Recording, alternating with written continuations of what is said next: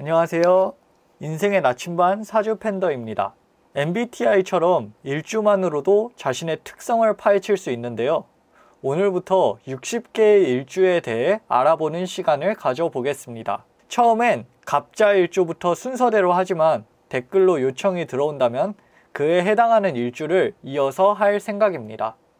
자신의 일주에 대해서 궁금하신 분들은 구글에 만세력을 치고 아무 만세력 사이트나 들어가 보세요.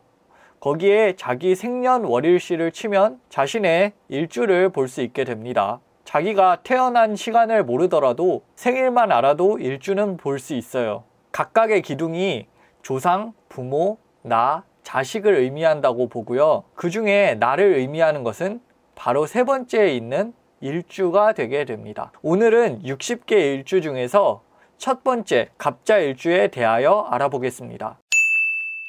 갑자일주의 첫 번째 키워드는 강한 자존심입니다. 이는 갑자일주가 60갑자의 첫 번째이기 때문인데요. 첫 번째인 만큼 우두머리 기질이 강하고 고집과 자존심이 세게 됩니다. 갑목일가는 대체로 이런 특성을 보이지만 갑자일주는 밑에 자수가 생해주고 있는 형태라서 더욱 이러한 특성이 도드라지게 되는데요. 그래서 학교 반장이나 전교 회장에도 갑자일주분들이 많이 보이게 됩니다. 조직에서도 리더십을 발휘하여 조직의 장이 되는 경우도 되게 많습니다. 하지만 고집과 자존심이 조직 문화에 반하는 경우가 생길 수 있는데요. 이런 경우에는 조직과 융화를 잘 못하는 경우도 보이게 돼요. 예를 들면 갑자일주들의 근본적인 치부를 건드린다든가 어떤 자존심을 굽혀야 되는 상황이라면 갑자일주는 그 조직에 순응하지 않을 것입니다. 갑자일주의 두 번째 키워드는 책과 성실함입니다. 일지에 인성을 두고 있는 갑자일주는 책상에 오래 앉아 있을 수 있는 힘을 타고나게 되는데요. 그래서 갑자일주들이 공부하고자 하는 욕구는 태어나서부터 갖고 있는 경우가 많아요.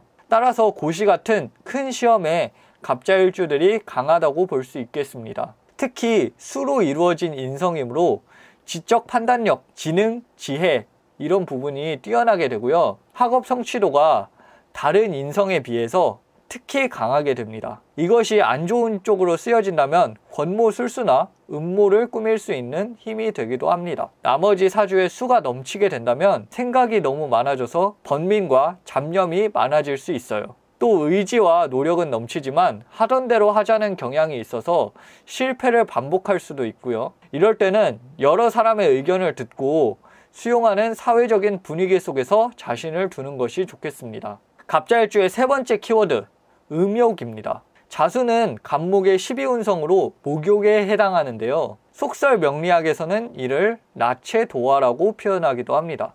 갑자, 을사, 경호, 신해 이 4개의 일주가 이에 해당하게 되는데요. 물상적으로도 큰 나무 아래에 쥐이기 때문에 다산과 관련되어 있다는 걸 볼 수 있습니다. 인성의 역할로 인해 성관계 시의 지속성도 강하다고 봅니다. 따라서 갑자일주들은 성적인 욕망을 건강하게 해소하는 것이 인생의 큰 숙제라고 할 수 있겠습니다. 주색 잡기에 빠지지 않게 주의하도록 합시다. 갑자일주의 부부관계에 대해서 살펴볼까요? 일지는 또한 부부궁이기도 한데요. 갑자일주 같은 경우에는 어머니인 인성이 부부궁에 앉게 됩니다. 따라서 갑자일주의 남자라면 아내 자리에 어머니가 앉아있게 되므로 필연적으로 고부 갈등이 생기게 됩니다. 여자의 경우에도 친정어머니와 남편과의 갈등이 있게 됩니다. 이때 신강한 갑자일주들이라면 자신이 배우자와 어머니의 교통정리를 하게 되지만 신약한 갑자일주들은 어머니 앞에서 어머니 편을 들고 배우자 앞에선 배우자 편을 들고 이러다 갈등의 골만 키울 수 있으니 조심해야 하겠습니다.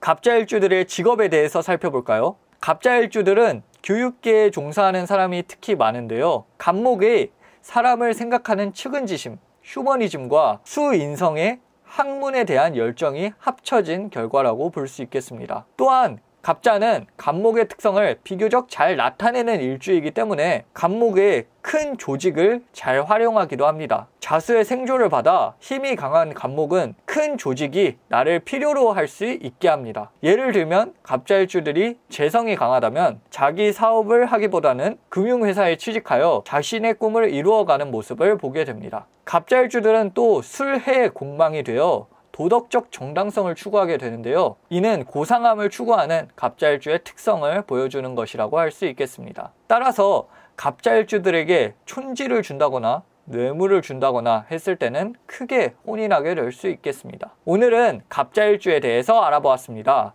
더 알아보고 싶으신 일주가 있다면 댓글로 남겨주세요. 그러면 그것부터 제가 할 수 있도록 하겠습니다. 지금까지 인생의 나침반 사주팬더였습니다. 감사합니다.